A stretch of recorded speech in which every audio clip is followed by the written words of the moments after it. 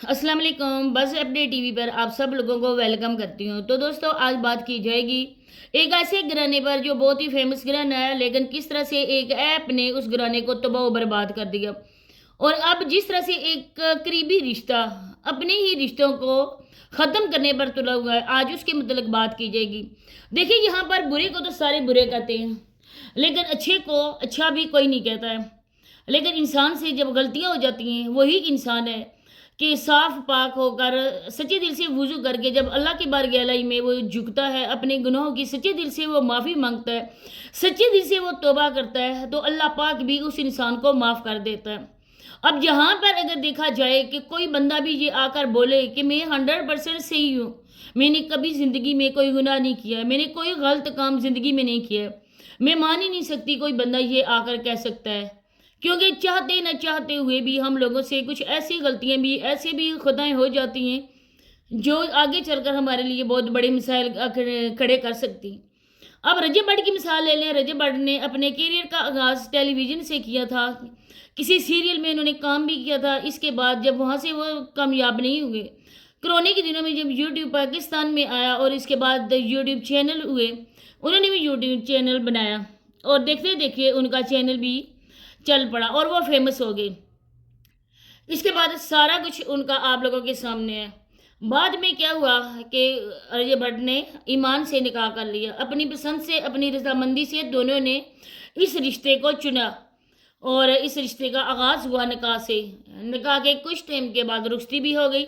سب لوگوں نے دیکھا کہ ان کی شادی پہ کس طرح سے خوشیاں منائی گئیں، نظر بھی ہوتی ہے کیونکہ نظر برحق بھی ہوتی ہے۔ اور اس کے بعد جب انسان بیٹھے بیٹھائے اتنا زیادہ فیمس بھی ہو جاتا ہے، تب انسان میں غرور بھی آ جاتا ہے۔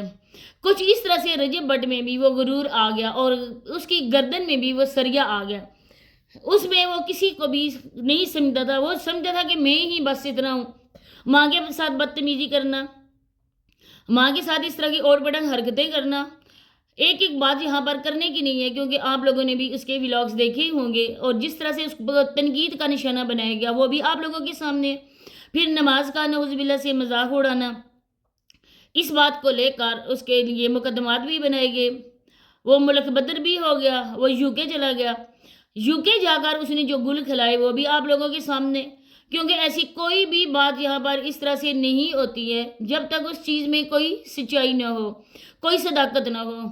اس کے بعد جب یہ باتیں ایمان کو پتہ چلی، جب عورت اپنے شوہر کے ساتھ فیئر ہو اور شوہر اس کے ساتھ نہ ہو، تب بیوی کا دل ٹوٹ جاتا ہے، تب اس رشتے سے پیار ختم ہو جاتا ہے، ایک قسم کا رشتہ ہو جاتا ہے۔ لیکن ایمان نے پھر بھی کمپرومائز کرنے کی کوشش کی۔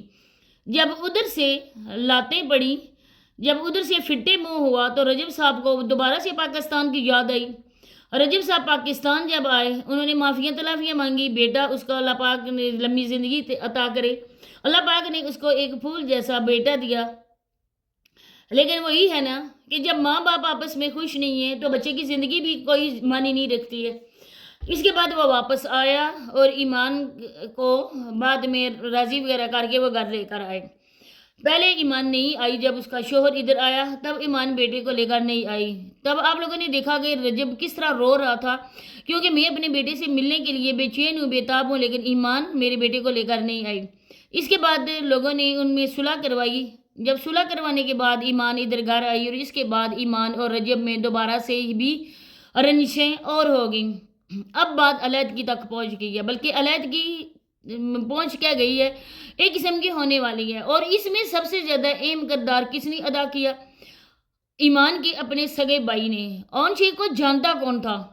اگر ایک بات کی جائے کہ جب انسان اللہ پاک سے معافی مانگتا ہے، سچے دل سے توبہ کرتا ہے، اللہ پاک اس کو معاف کر دیتا ہے، تو انسان جو گنہگار ہے وہ کس چیز کے لیے کسی دوسرے انسان کو اتنے زیادہ وہ ٹارچر کرتے ہیں۔ اب دیکھیں کہ اس کا حق بھی نہیں بنتا تھا۔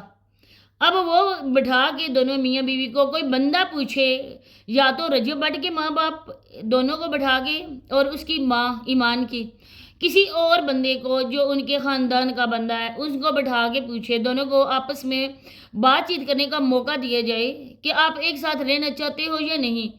اگر اپنے طور پہ آپ لوگوں نے کوئی سمجھوتا نہیں کرنا ہے تو اس چھوٹے سی معصوم بچے کی خاطر آپ لوگ سمجھوتا کریں، کیونکہ جب ماں باپ میں علیحدگی ہو جاتی ہے، جب ماں باپ میں طلاق ہو جاتی ہے، تو سب سے زیادہ جس کو نقصان ہوتا ہے نا وہ بچے ہوتے ہیں۔ جب مائیں بھی شادی کر لیتی ہیں تو ان کے سسرال والے کچھ ایسے لوگ بھی ہوتے ہیں جن کا یہ ہوتا ہے کہ وہ اپنا بچہ، بیٹی ہے، بیٹا ہے، یا ایک ہے یا دو ہے، وہ اپنے ساتھ نہیں لے کر آ سکتی، وہ اس کے نانا اور نانی کے پاس رہیں گے۔ باپ بھی دوسری شادی کر لیتا ہے، اس کے بھی اولاد ہو جاتی ہے، ماں کی بھی اولاد ہو جاتی ہے، لیکن جو پیچھے رہ جانے والے بچے ہیں ان کے متعلق کوئی بھی فیصلہ نہیں کرتا ہے، کوئی بھی نہیں سوچتا ہے۔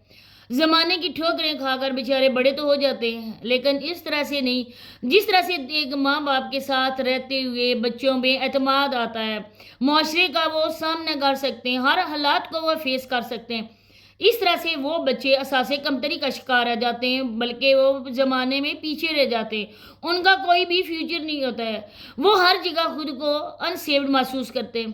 اسی طرح سے ان کا بھی بچہ ہے۔ آج جو ایمان کا بھائی بڑھ چڑھ کر بول رہا ہے، پوڈ کاسٹ کر رہا ہے، ہر جگہ سے وہ اس طرح سے وہ بدتمیزیاں اپنے بہنوئی کے ساتھ کر رہا ہے، اس کا حق ہی نہیں بنتا ہے، کیونکہ اس کی ماں زندہ سلامت ابھی موجود ہے۔ اور ان کو کون جانتا تھا؟ ایمان کو کون جانتا تھا؟ جب سے رشتہ ہوا رجب کے ساتھ، ان لوگوں کے ساتھ ان کا ریلیشن بنا، اور اس کے بعد چینلز بھی بنے، اس کے بعد انسٹا بھی بنا، تب جا کے پتہ چلا کہ یہ بھی لوگ ہیں۔ اب اگر اس انسان نے آپ سے معافی مانگی ہے، میں پھر کہتی ہوں، اگر اس نے معافی مانگی ہے، اللہ پاک جب انسان کو معاف کر دیتا ہے تو آپ لوگ کیا ہو؟ کیا اون بالکل گناہوں سے پاک ہے؟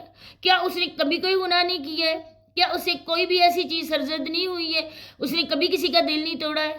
تو جب ابھی تک وہ اپنی بہن کو نہ ہاتھوں میں اٹھا کے پھر رہا ہے، جب اس کی خود کی شادی نہیں ہوئی ہے، جب اس کی شادی ہو جائے گی، جب اس کی زندگی میں بھی کوئی عورت آئے گی، اگر بہن اس کے گھر میں آ کے بیٹھ گئی، تب ہم پوچھیں گے کہ ذمہ داریاں کس کو کہتی ہیں؟